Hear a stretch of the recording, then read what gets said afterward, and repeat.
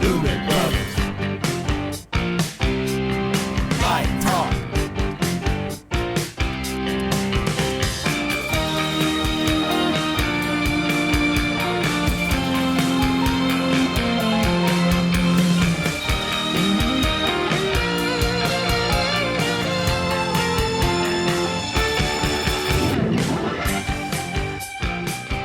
Hey, this is Steve in Dallas, Texas. It's Saturday morning, my friend, and you are listening to Light Talk.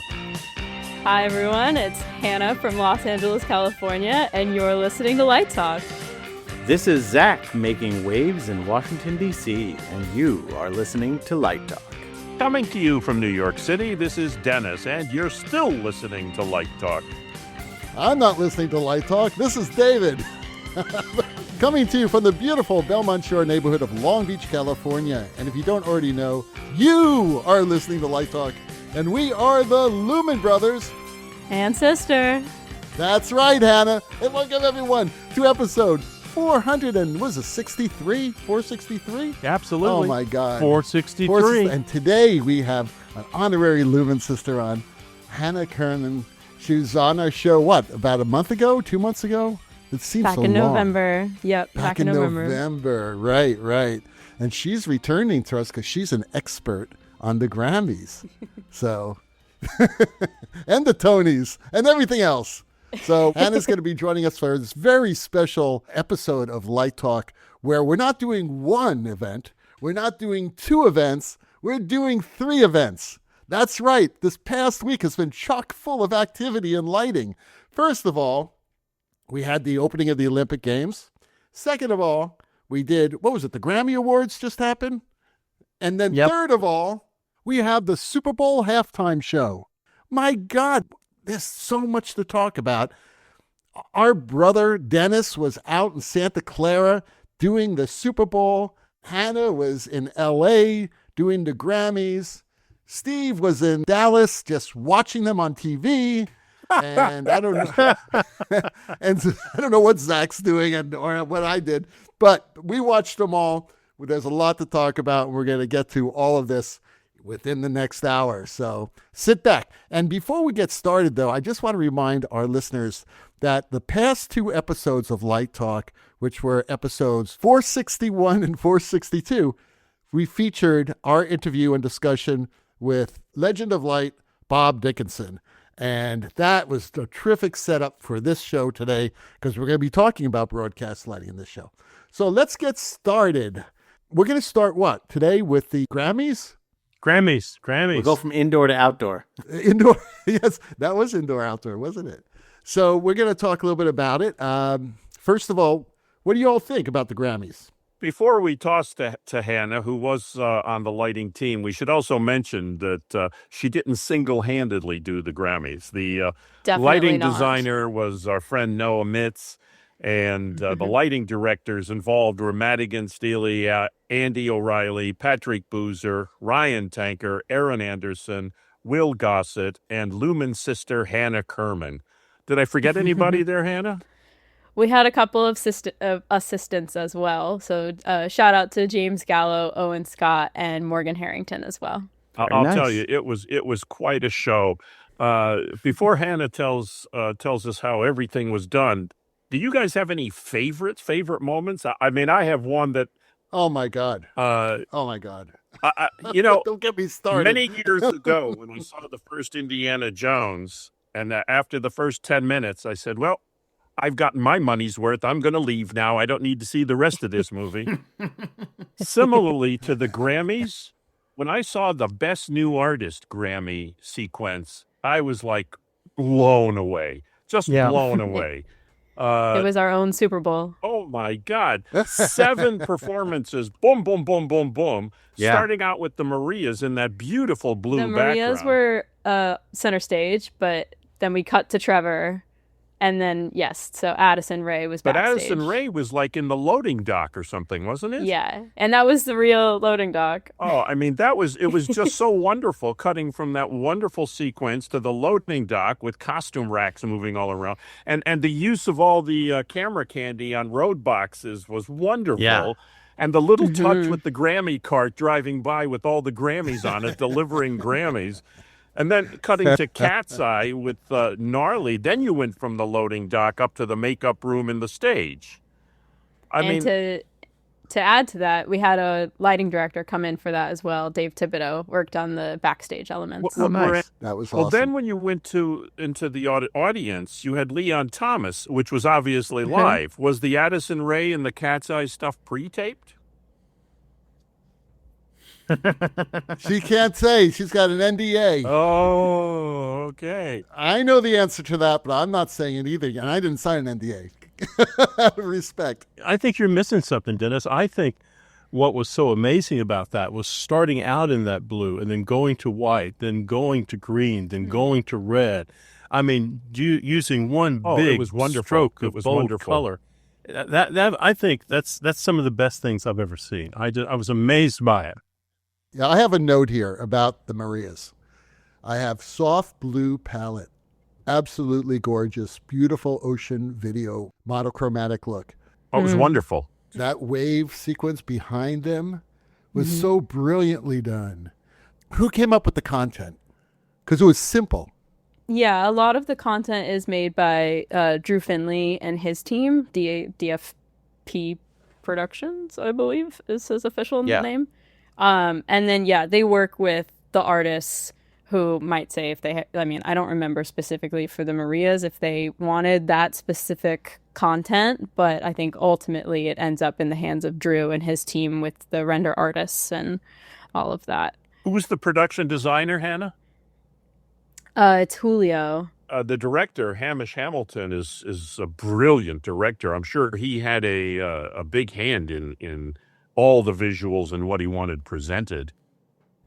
Yeah. Oh, definitely. Actually, for the Marias specifically, one of Hamish's assistants, Cameron, played a big part in the directing of that specific performance.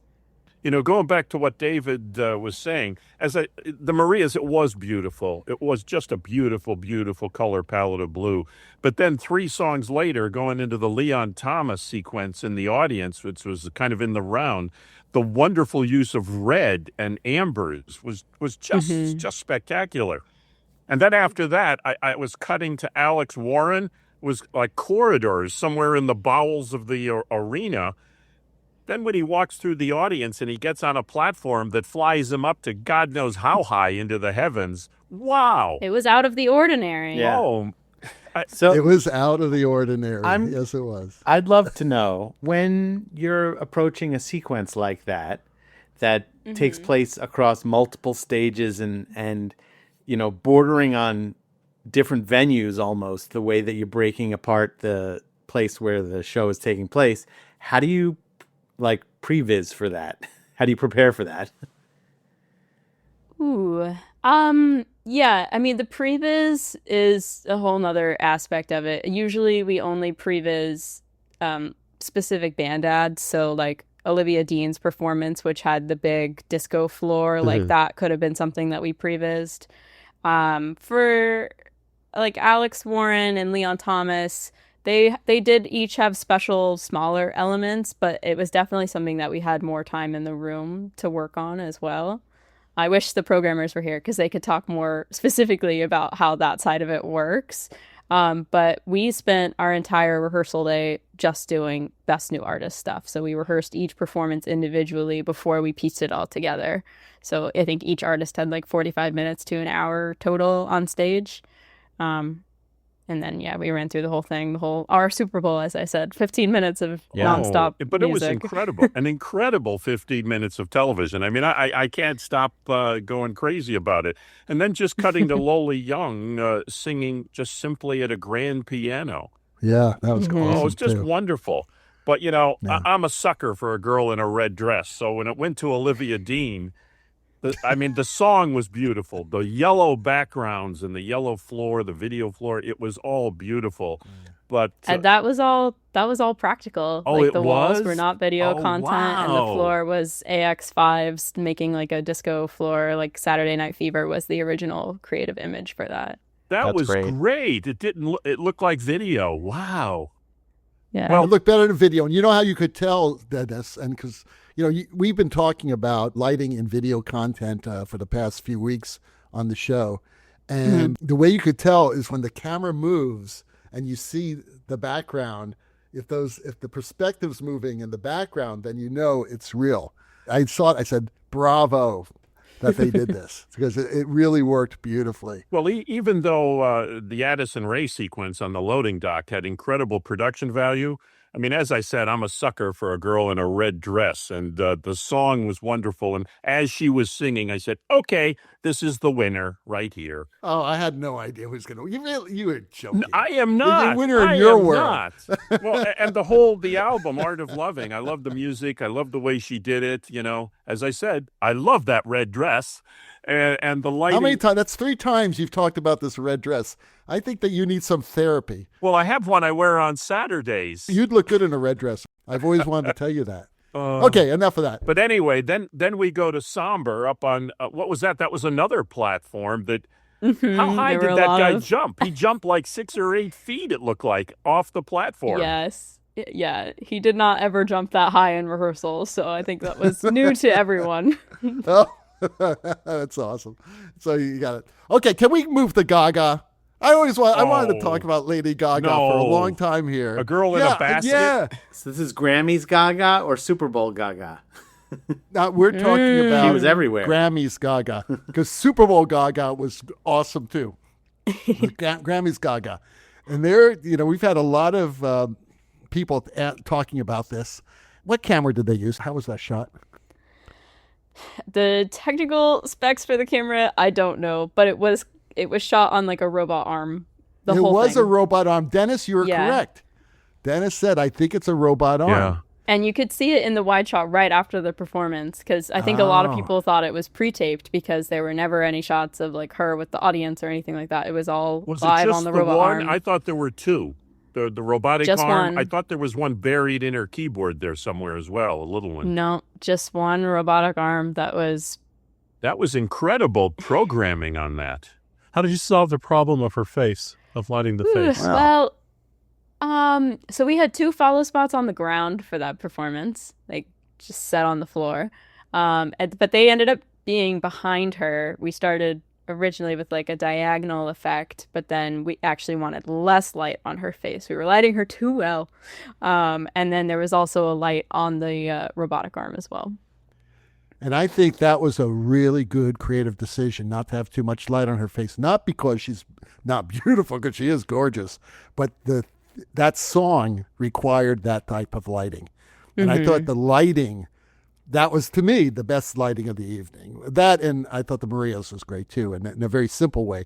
But the Gaga was just so appropriate and so dynamic and exciting. Gaga was with Casper Eisiger, I think is how you say his last name. And so he set up a whole MA and like joined the session kind of separately on his own and programmed all of the additional lightings that were there for Gaga's performance. You know what I wonder, David, is the costume designer, because I did a concert performance with Gaga 7 or 8 years ago, and she travels with an entourage of designers. I'm sure she does. I wonder, while they were rehearsing, if there was a costume designer who was like picking away some of the wicker out of the basket to say, oh, we need to open it up a little more here, close it. You know what I'm saying? I think it was perfect.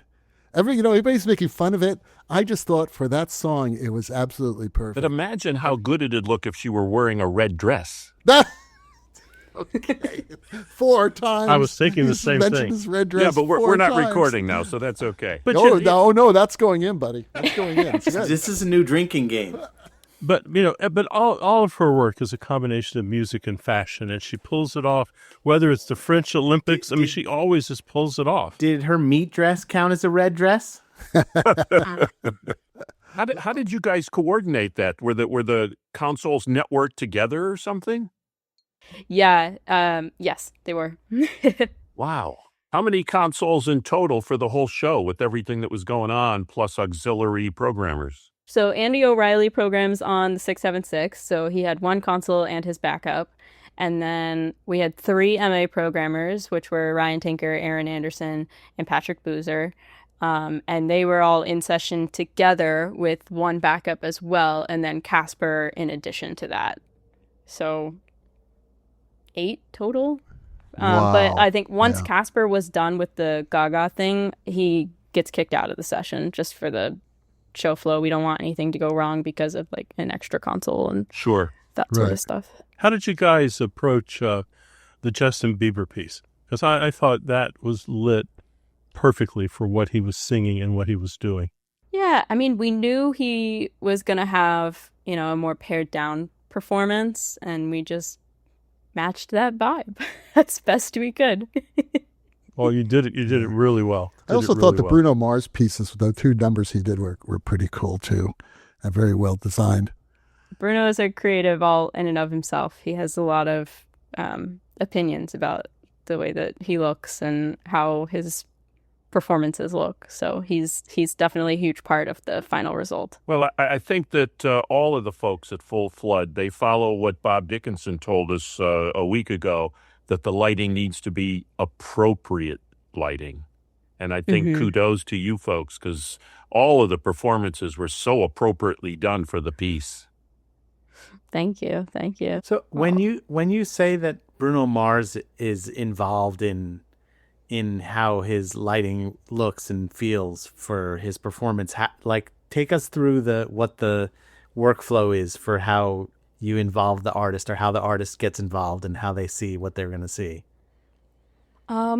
Yeah, I'll try without like violating anything. We could talk about a made up artist. So we have Fred the guitarist. Fred the guitarist will usually be in the creative calls, which are done more with Noah and Madigan. They interface a lot more with the creative teams that come in on the Grammys. And so Fred might be in some of those phone calls.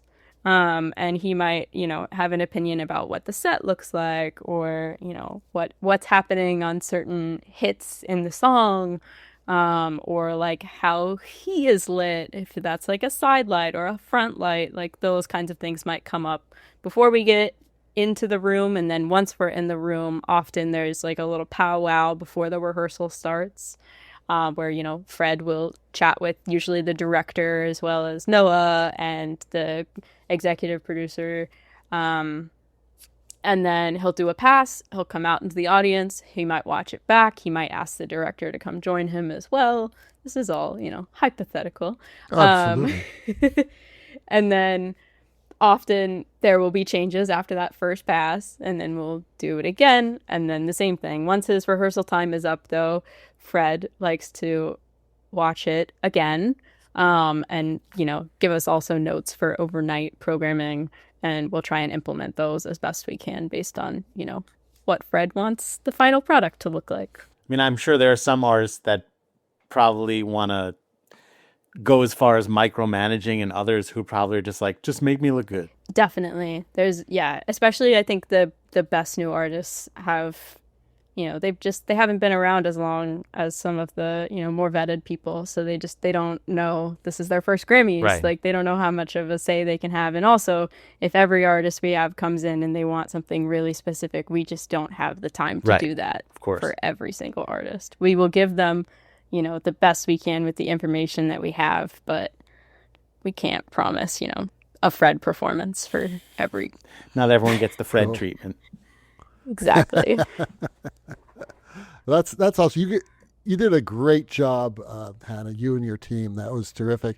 And I actually saw you last year when I was on site before the show opened. I went up there where you guys are all up on the boards at the MAs. And I actually spoke with a couple of your team members, but I think you were really busy that time. For our audience who don't know, how long are you on site there? It's like 2 weeks, right? No, not even. This year we actually had a couple extra days. I think we were on site for either 9 or 10 days fully in the room. Okay, 10 days. And a lot of that's set up, right? And then once you get into rehearsals, how long do you have? About a few days, right? You have 4 or 5 days? Rehearsals start usually on the Thursday before the show. Wow. So that's 4 days. Yeah. That's Which insane. also, shout out to our gaffer, Matt Benson, for doing an amazing job putting all of the lights in the space, and PRG for supplying the gear, of course.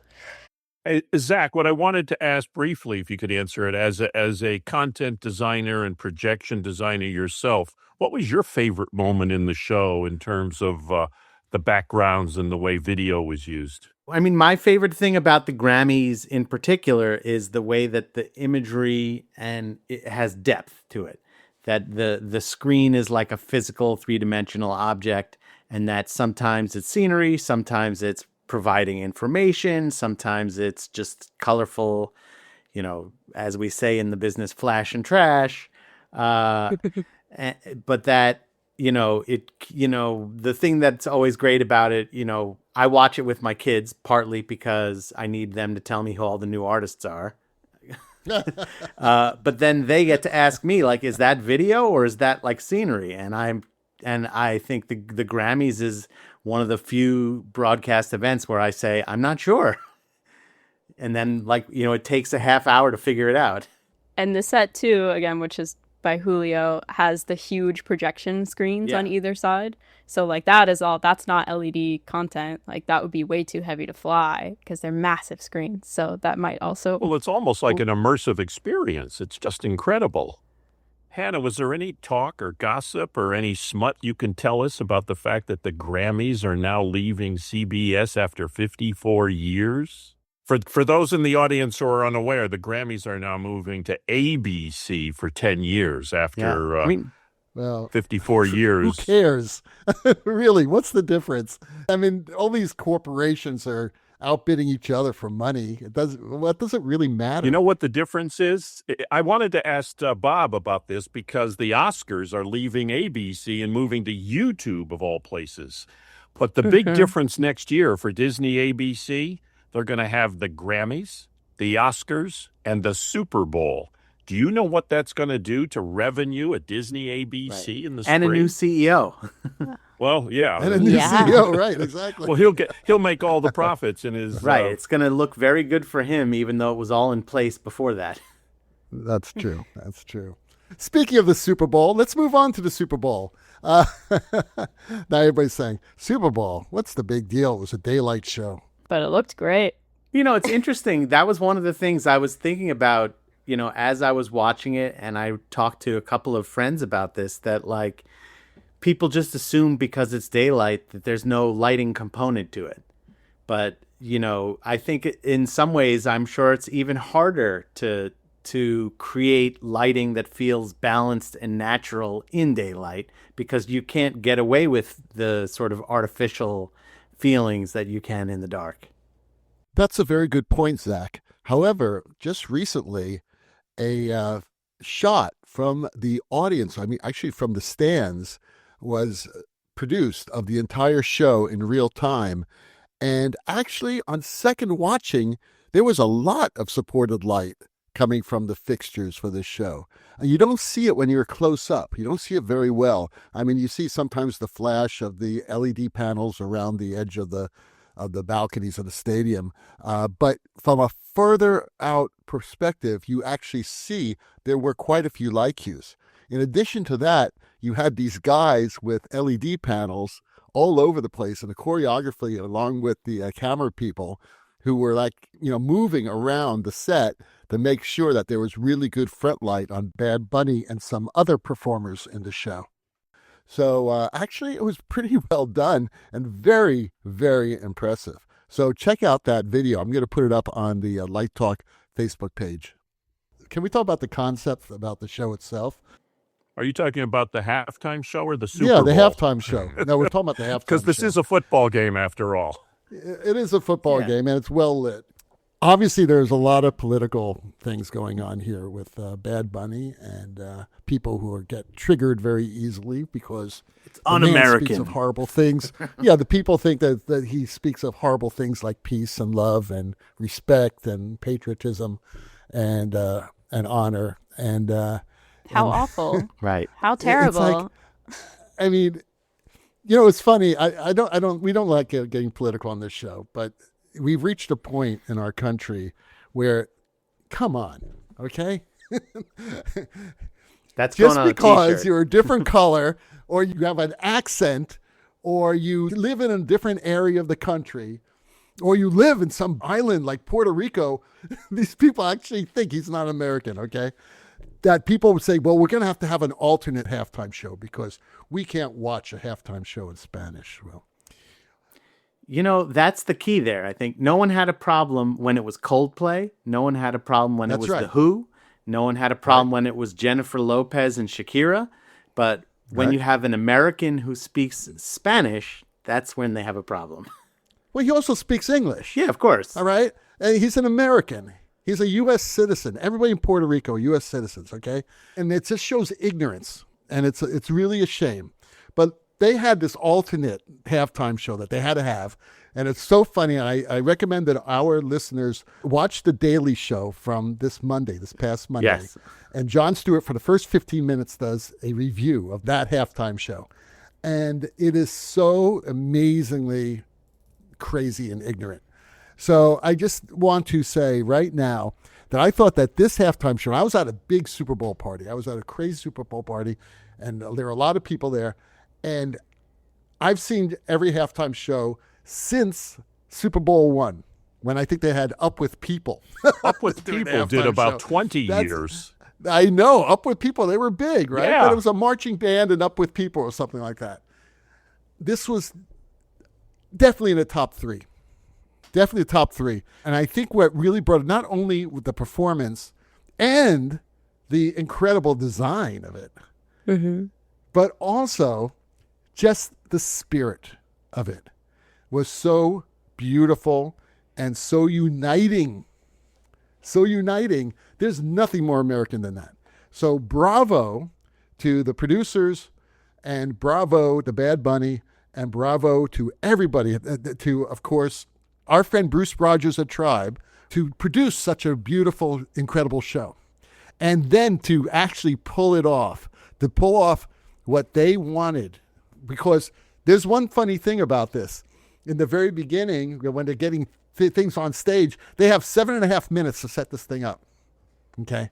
And there's a lot of restrictions. So a lot of people are learning a lot of little things that Bruce came up with that to get around these restrictions. One of the restrictions is a weight restriction, that you can't bring too many carts into the field because it's going to damage the field. So what does he do? He wants like 300 trees. You make them costumes, you put them on people, and the people walk out. They're trees. Just incredible ideas to actually pull this off. So what did you all think about the show? I use the Yiddish word heimische to describe it. It had a real sort of family, heartwarming feel. I will say, one thing that's interesting that Ellen could tell you about if she were here is for many, many LDIs and some NABs and Infocoms and other trade shows that she and I have helped put together. In the late 2010s, we did a lot of discussion about little screen, big screen. How do we balance, creating something that satisfies the live audience as well as television, the live audience as well as someone who's filming it for their phone for Instagram. I think that we've gotten to a place now where while I enjoyed this thoroughly and enjoyed the spirit of it, I have a feeling that for the majority of the people in the stadium, it wasn't much of a show. Because it felt very clearly like it was designed, choreographed, and performed for the television camera. And I think in this case, that's a wonderful thing. At this point now, I remember James Corden talked about when he had his late night show. He's like, I'm not putting on a late night show for people that watch it at 12:30. I'm putting on a late night show for people that watch clips on YouTube the next day. And that this show probably will live on TikTok and Instagram and YouTube far more than the millions and millions and millions of people that watched it live. And so, of course, you want to create something that's going to last for eternity on the internet. And I think that he very, very easily earned his $671 when he got paid at scale to perform in the Super Bowl. You know, you think about it, is we have moved, I think, even beyond the phone in your hand. I've never been to a Super Bowl, but I've been to a few games, and it seems to me that people are staring at the Jumbotron almost constantly. They're not looking at the field anymore. And, you know, I mean, that's a good thing for the people who have the $40 seats who can't see anything. I mean, so I bet the Jumbotron experience with Bad Bunny was every bit what the television experience was. I mean, it was very cool the way they integrated the Jumbotron into the camera shot several times. I really like that. End, especially at the end. But you're right. They had other things flashing up throughout the show on the Jumbotron. Yeah, I understand, Zach, what you're saying. It's a different way of presenting. And I think that the power of all those vignettes that he travels through, that journey of life that he travels through, was so powerful. For sure. And so intimate. It's, you know, it's like a different type of show. It's not like Lady Gaga out there doing this giant thing, you know, which is cool too. And, you know, we've had like 59 of those. But we have these little tender moments of him handing the Grammy to that child, or the two people who got engaged and then married, you know, all those wonderful moments of humanity. Yeah. That I don't know if you could do that on such a huge platform. But so I think actually in this case, the small, you know, video frame really helped. Absolutely. It really did. It felt very differently, didn't it? It felt very different. I mean, the men playing dominoes, there was something about it that was not, as David says, a rock concert. There was something very kind of emotionally connecting to human beings, which is, you know, it's kind of fun if you go back and watch it again, because I didn't see it the first time. If you go back and watch it again, before he flips the football around that says, I think, together, he takes a little look at it to make sure he's flipping it the right way. I didn't notice. He just double checks. He double checks before he turns that thing around. So it's not he is no upside dummy. down. Yeah. He's a really smart man and extremely talented. You know, Very smart man. Can I just counteract Zach's point a little bit? I know that like Bad Bunny, when he did his 31-night residency in Puerto Rico, like made a huge effort to make sure that tickets were affordable for people in Puerto Rico to come see his show. The Super Bowl is one of those things that if you are in the room, that means you probably have, you know, cash to spare to buy a ticket to a very, very, very popular game. And so, I don't know, even though there were parts of the performance that might not have catered to the people in the room, there were far more people watching it through their friend's house at a Super Bowl party, where that is just way more accessible. Yeah, to I the totally rest of the understand world. that. 138 million people watched the Super Bowl halftime show. And that is in contrast to the almost 5 million people who watched that MAGA bullshit show on the other channel. Yeah, I was just saying that, like, from the perspective of how, as recently as 10 years ago, we as designers had to sort of juggle that and, you know, walk that tightrope. For sure. And now they're just like, just go for it for the TV viewers. And I think that there are events that it still warrants that, but I think also Bad Bunny is more about, you know, showing it to the people that couldn't be there than the people that were there. And I think, to his credit, the thing that Bad Bunny probably was trying to do, which worked perfectly, is in my house, we sat at our dinner table for 2 nights in a row and unpacked what did everything look like? What did it mean? You know, it wasn't just like, wow, that was cool. It was like, what did the 64 mean on his shirt? Did you know that that woman who had the bar in that scene has the last social club in Brooklyn and she's still alive? And so it was just like all the Easter eggs. Yeah, it just spurred endless conversation. And, you know, as artists and theater makers here, I think one of the things that we all strive for is to do things that continue the storytelling after the event is over. And it totally did. It's hard to attack Bad Bunny when the last words, or almost the last words out of his mouth, is "God bless America." For sure. Bingo.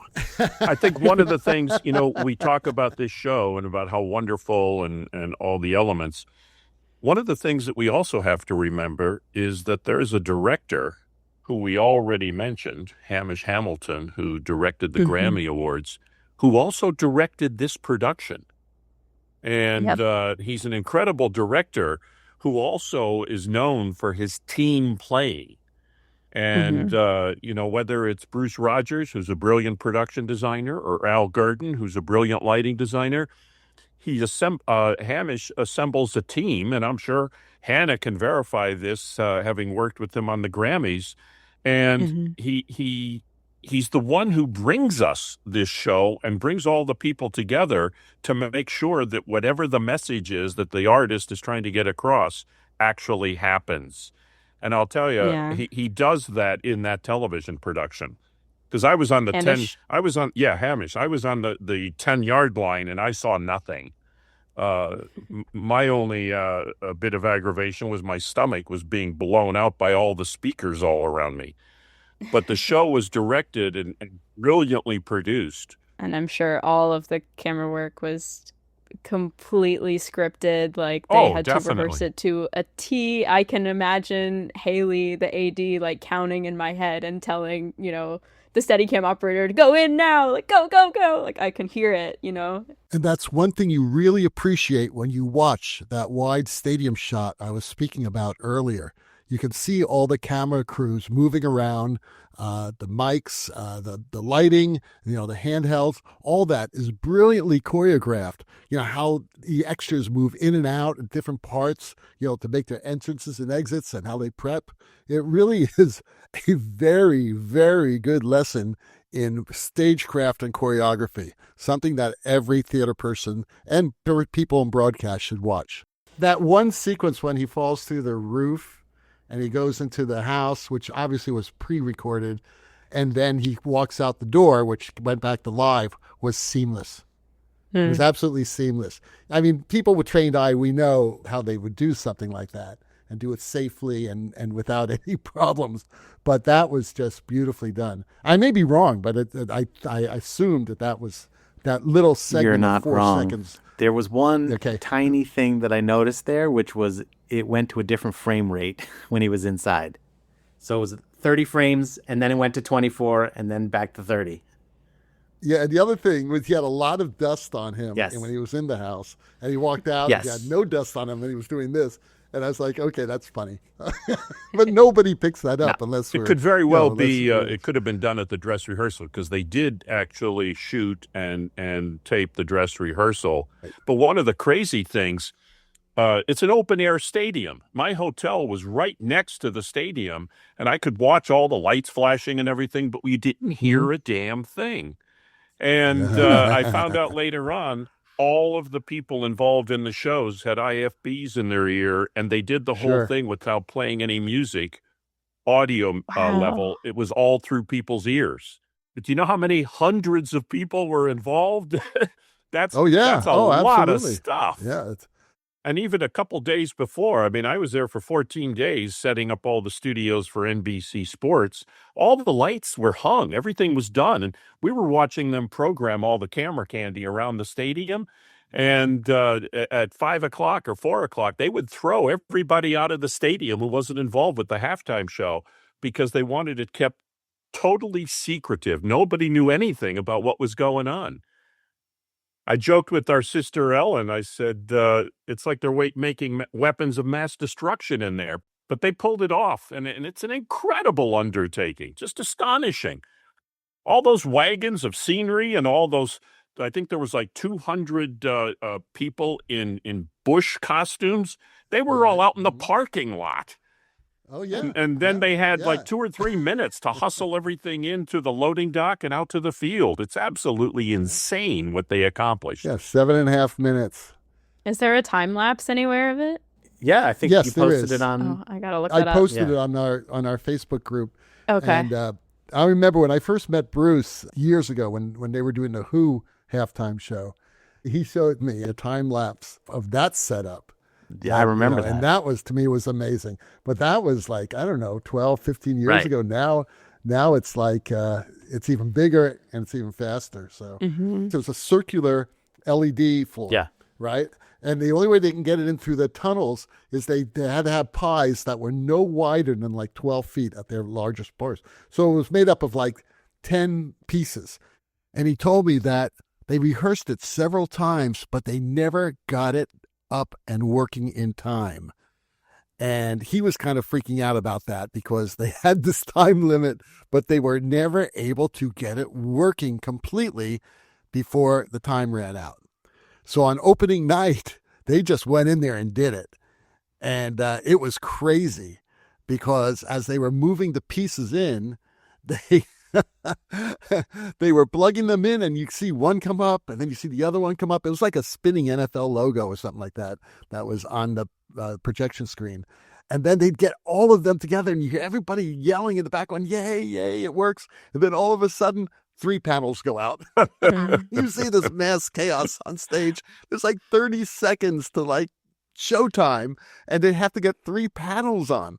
And Bruce was telling me that he swore he saw his career just fly by his face at that point.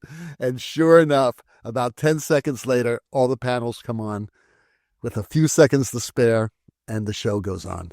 Amazing. That's the type of live stuff that is kind of crazy, you know? It's like thrilling and terrifying at the same time. It's thrilling and terrifying. And on that note, let's move to the Olympics. My favorite time of 4 years. I love the Olympics. I love them. I love everything about the Olympics. And my favorite is the Winter Olympics. And guess where they're having it? In Milano, one of my favorite cities in the world. I couldn't help but think about you watching it and thinking, Yeah. And Lori keeps on asking me, so what's it like there? So we have to go. There's a, what's amazing about this show is that they're doing it in like, 2, 3 different, actually 4 different places around the Milan area. And for the opening ceremonies, they had cameras everywhere in all 4 of these places. They did some things at the same time, simultaneously, like they lit 2 Olympic cauldrons, right? One in Milano. Where was the other one? The other one Cortina. was in, right, Cortina. First time ever they've had 2 cauldrons. It was amazing. But I must say that, overlooking the whole thing, it was brilliantly programmed and designed. Now, a lot of people, they find the Olympic opening ceremonies kind of hokey or whatever. I thought that they kind of really pulled out all the stops for an incredible theatrical presentation. It was a lot different from 4 years ago when they had it in France, in Paris. But it was just absolutely stunningly gorgeous. What did you all think about it? I thought it was one of the best Olympic opening ceremonies I've seen since Beijing. It was spectacular. And, you talk about the Paris Olympics. It was just too disjointed to me. And there was stuff happening everywhere. And it was like spectacular effects for spectacular effects' sake. But the whole theme of harmony, which was the theme of the Olympics and the opening ceremonies, was executed so perfectly. And just it was splendid watching it. They would do things. It's like when the paint tubes came out and appeared overhead. And that was oh my incredible. God, I was sitting here. I said, they're not going to do this. And then when you saw the colored fabric and the red and the yellow and the blue coming out, the only thing I expected the dancers would come out of the tubes with it and come down doing, the curtain dance that they do. That would have been probably over the top.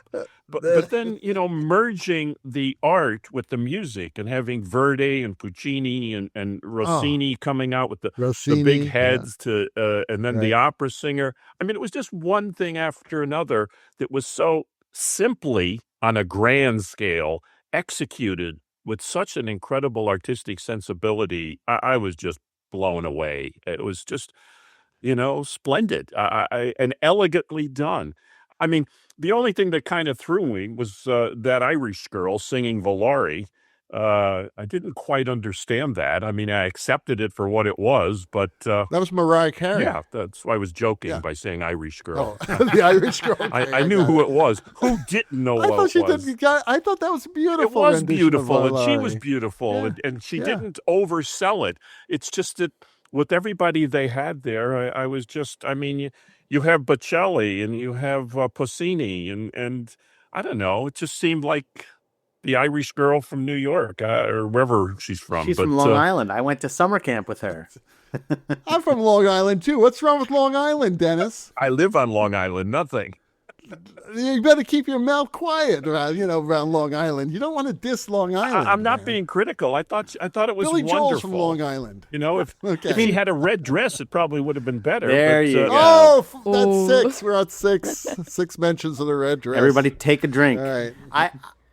It's funny when you're talking about that. I felt like, while it was very sort of welcoming, I like the first thing I thought when I was watching it is like, this feels very Italian in Yes. a wonderful way, in some like silly ways, but also just like kind of wonderfully embracing the silliness of the Italianness of it. You had the incredible dance. You had incredible music. You had so many different styles of music.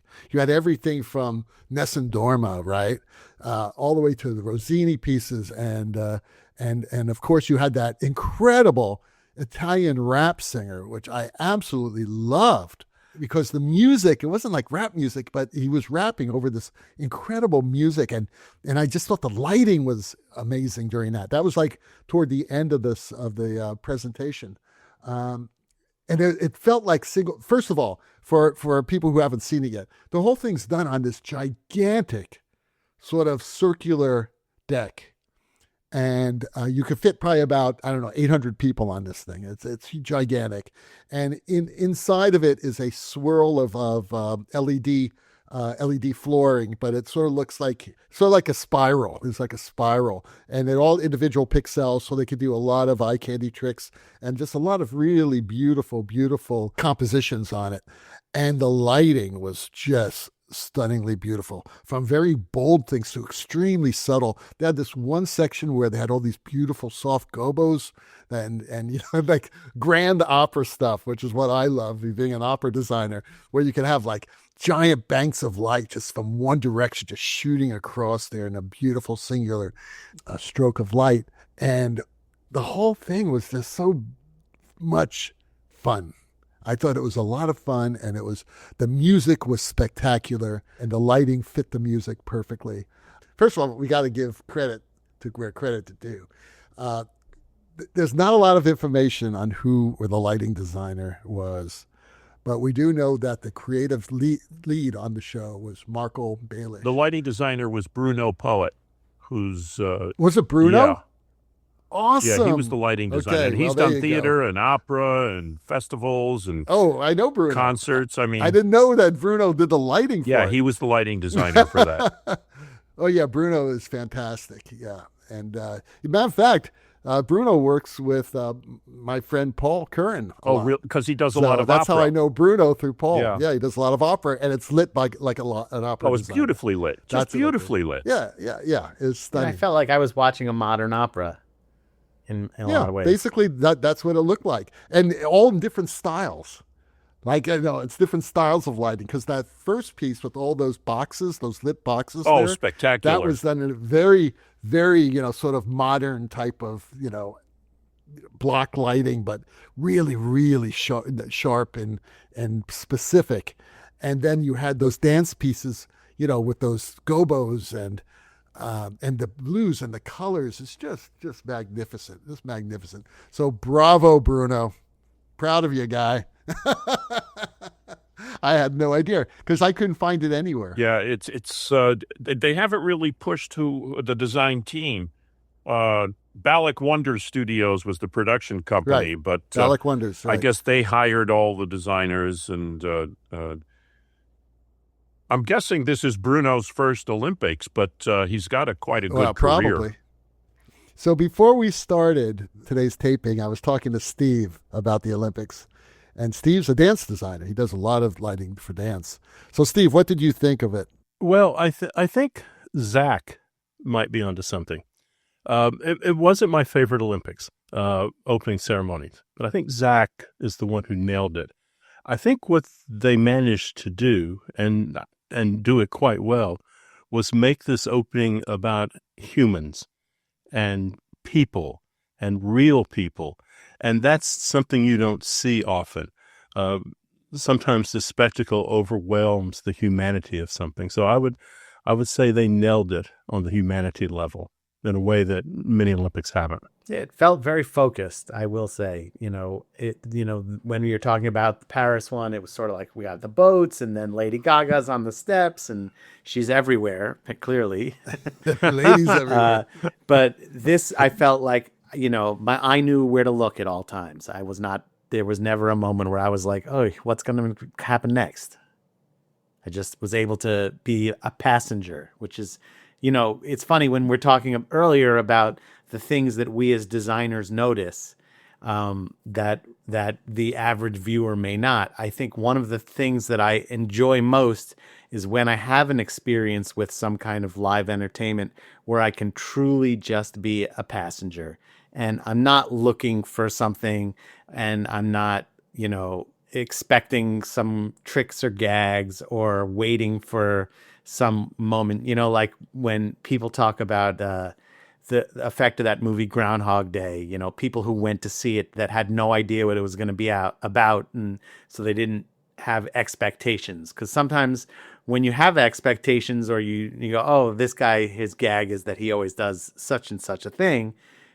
You go in there kind of forming an opinion in advance. And so being able to just truly be a passenger, have my eyes guided by the television broadcast director and the live event designers, so that I can just sort of enjoy things as they, happen before my eyes and unravel, it's a great experience in that way. So on a scale of 1 to 5 bass guitars, how many bass guitars do you give it? 4. One of the things that we didn't talk about that I'm a total sucker for is when you use the audience as lighting. And there was all kinds of pixel mapping in the audience in the stadium, and I'm a sucker for that. And it works so well on television too. You could almost argue, given the way we do things today, and I'm not saying they did, but they disguised it quite well. This was kind of a low-tech opening. Technology did not get in the way. Technology was not center stage. It did what it had to do, and it was kind of invisible. Yeah. Even the rings, which were obviously flying, they were kind of low-tech. Yeah, but they looked really beautiful. Very Italian. They were elegant. They were very, very Italian, but very elegant, at the same time.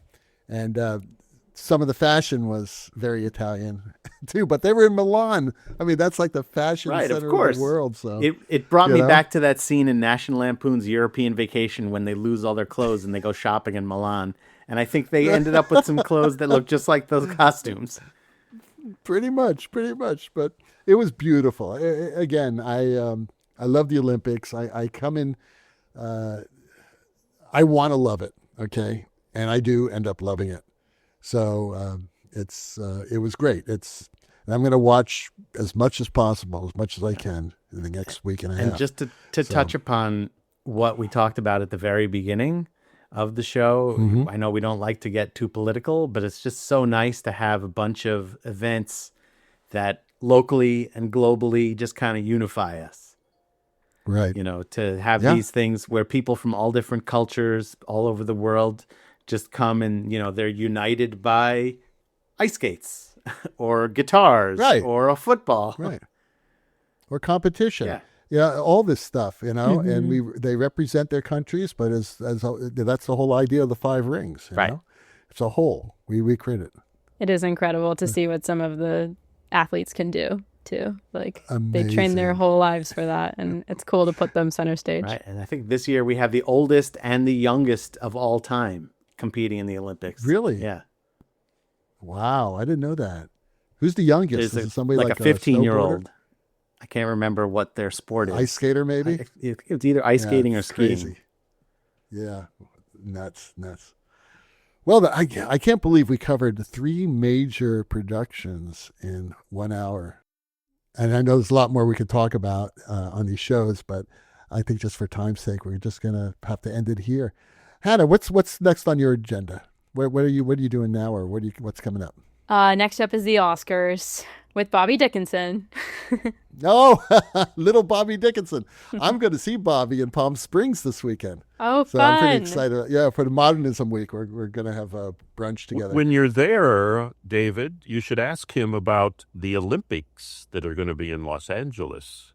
I would think that Full Flood, one of the leading lighting design companies in this country, will probably be doing the halftime show. Yeah, that would be cool. That would be cool. I will. And of course, for our listeners, don't forget to go back and listen to episode 451, Escape to Cafe Brazil, when we had Lumen sister Hannah Kerman as the guest. That's right.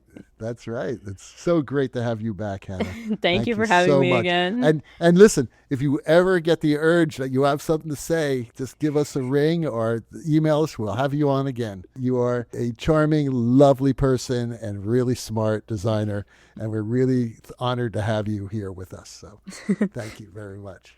Thank you for having me. All right, let's take it out. Well, the rocking sounds of the Luminoids tell us that once again you've spent another morning listening to Light Talk. You can hear our show on just about every podcast site out there.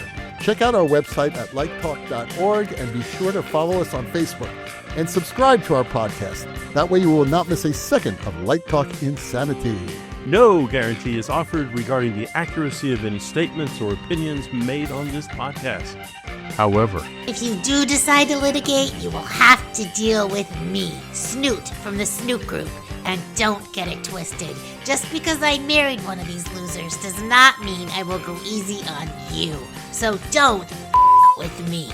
This witty hour of badinage has come to you from the Belmont Shore neighborhood of Long Beach, California, Los Angeles, California, Washington, D.C., the Lone Star State, and the entertainment capital of the world, New York City.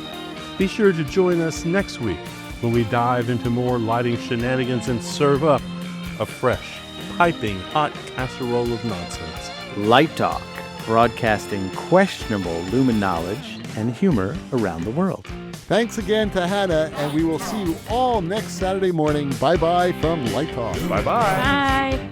Bye-bye.